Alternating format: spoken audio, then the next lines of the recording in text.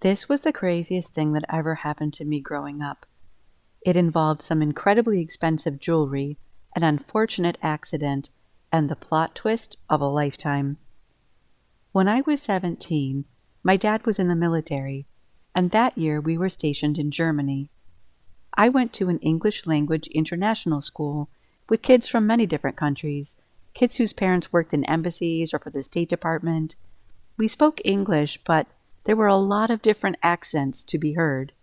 I felt worldly and sophisticated going to that school. It was a great place to be as a 17-year-old girl. Which brings me to Amir. His father was a diplomat from a small Middle Eastern country, I won't say which one, but Amir was very westernized, and I had a mad crush on him, with his olive skin and dark eyes. But unfortunately, he was in an unofficial relationship with Anne, a fellow military brat like me and a good friend of mine. I say it was an unofficial relationship because Amir wasn't supposed to date, but everyone at school knew they were an item. Amir's parents traveled a lot, and one weekend Amir invited Anne and me over to his house when they were out of the country. We'd never been to his house, and we were excited to go, but we needed a car.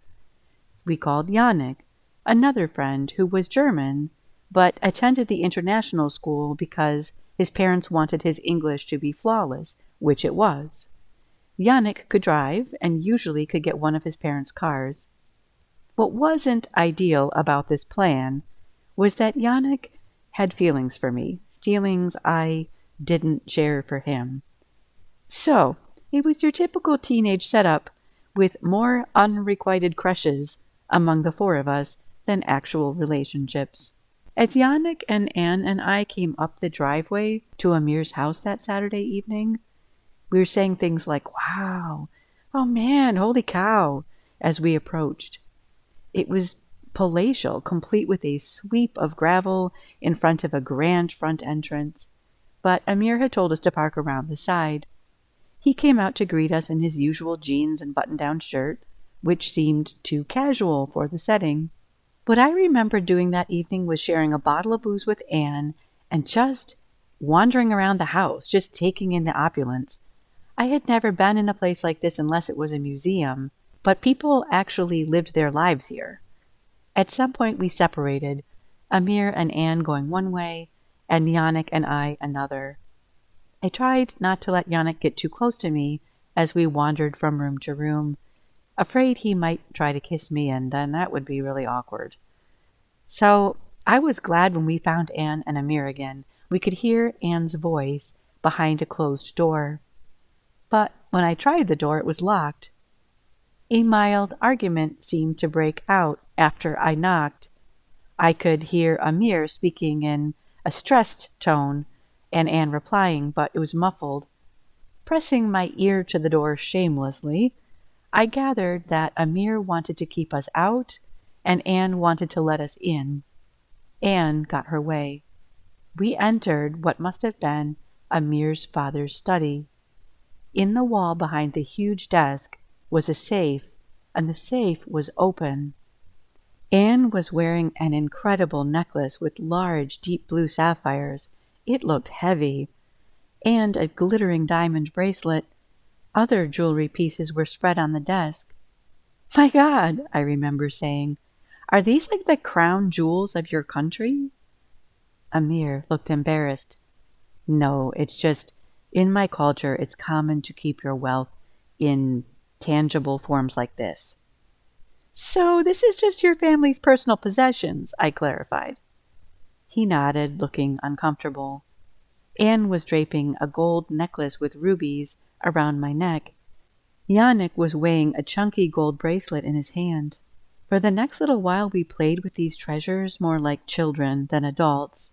When I began to feel sick, I was wearing a bracelet, the ruby necklace, and a diamond ring, none of which should ever have left that room.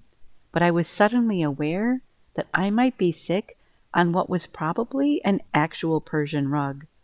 There were French doors leading to a patio on one side of the study, and I made for those. Opening them, racing forward, I was surprised to find that the house backed right up to a river that I hadn't known was there, so I went toward it across a narrow lawn of grass. Puking into the water would be my best option, still embarrassing, but the best I could do. Yannick had followed me out. "Hey," he said softly, coming up beside me as I leaned, hands on my knees, over the river, my mouth filling with saliva. I felt his cool hand on the back of my hot neck, and it was welcome. "Feeling sick, huh?" he asked. I nodded, and the necklace fell off into the water. Panic was instant.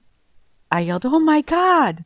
loudly, and Yannick jumped into the river, wading, his hands down in the water, searching.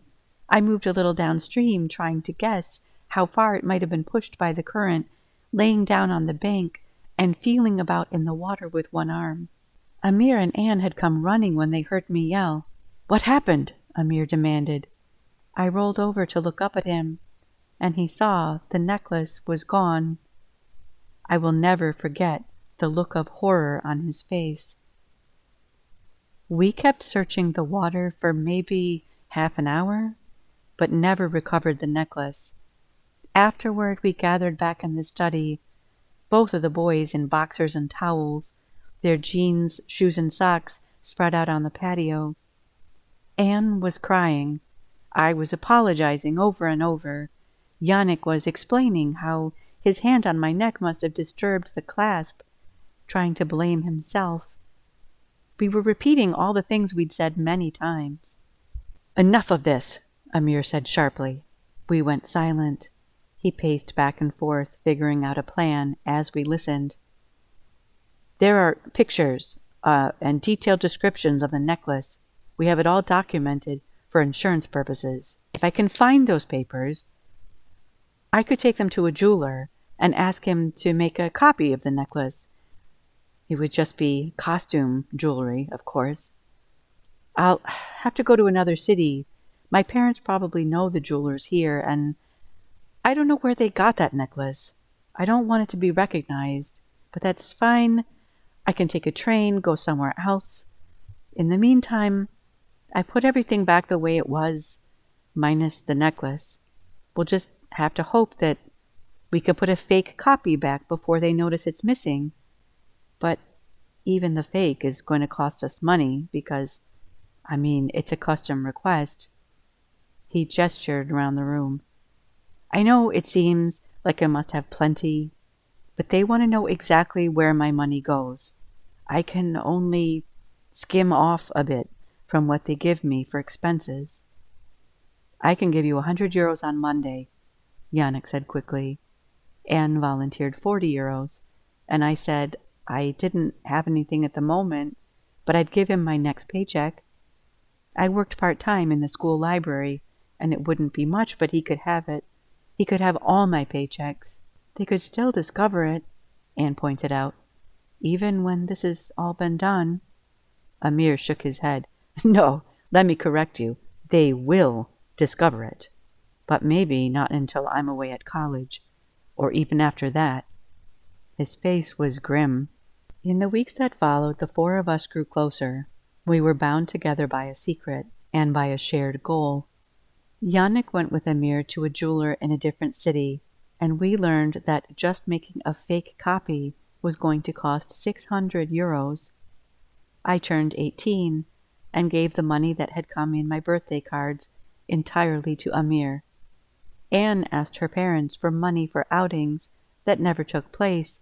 She just hung out at my house instead, and that money went toward the fake necklace. Eventually we had the money, but then learned it would still take 5 or 6 weeks for the piece to be completed. I cannot imagine the stress that Amir felt every day. He didn't talk about it. He said the responsibility was his alone, because he had opened that safe in the first place. But all of us felt responsible. Anne had started playing with the jewelry in the first place, and had put the necklace on me. I had had too much to drink, and had stupidly leaned over the water without thinking. And Yannick had equally placed his hand on my neck without considering the necklace clasp, or the precarious position of the necklace hanging over the river. Finally, a day came when Amir met us before classes began and told us that he had finally been able to get the copy necklace back into the safe. He and Yannick had picked it up a week earlier, but with his parents around, it had taken a while to get an opportunity. We breathed a sigh of relief in that moment, but we felt guilty about that future day of reckoning that Amir faced, that day when the fake was discovered. It was on a Monday near the end of the year that Amir came to school looking very different than usual. He was bright-eyed, energetic, kind of wild, really. He pulled the three of us aside and told us something incredible had happened. That weekend he had turned 18. His parents had given him a fancy dinner and a couple of gifts, and then they'd announced that as he was now 18 and fully an adult, they wanted to let him in on some family business. They brought him down into the basement and gave him the passcode to unlock the large wine cellar. He typed it in, and they entered. They led him through the racks to a closet door at the very back. Inside that door was a large safe bolted into the cement floor. They then told him that combination. He opened the safe, and inside, along with papers and 2 hunting rifles, was the family jewelry. The same jewelry. The same sapphire necklace, diamond bracelet, the gold and ruby necklace that we had lost. He looked at his parents in confusion, saying, "I thought we kept these in the safe in the study." He told us that they smiled at him like he was naive and foolish, and explained that that safe was simply the decoy. It was publicly known that the family had amassed wealth in the form of rare jewelry, and obviously someone might come looking to steal it someday. If they did, they would likely find the decoy safe. But what they would be stealing, if they ever managed to get in, would only be replicas. The same false copies of the jewelry that his mother wore to major state events.